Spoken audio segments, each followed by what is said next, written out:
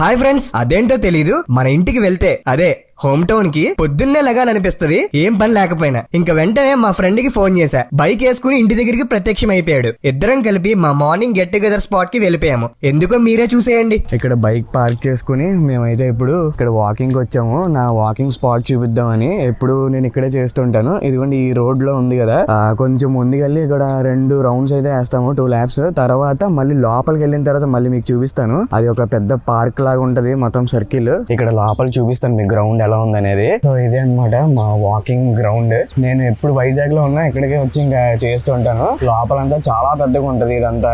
ఈ చెట్ల పేరు మీకు ఏమైనా తెలుసుంటే కనుక కామెంట్ చేసేయండి. హైదరాబాద్ వెళ్ళినప్పటి నుండి ఫిట్నెస్ అసలు మెయింటైన్ చేయట్లేదు. ఈ సర్కిల్ అంతా ఒక 1 కిలోమీటర్ ఉంటుందో, 750 meters అలా ఉంటుందేమో. 4-5 రౌండ్స్ అయితే వేస్తూ ఉంటాము.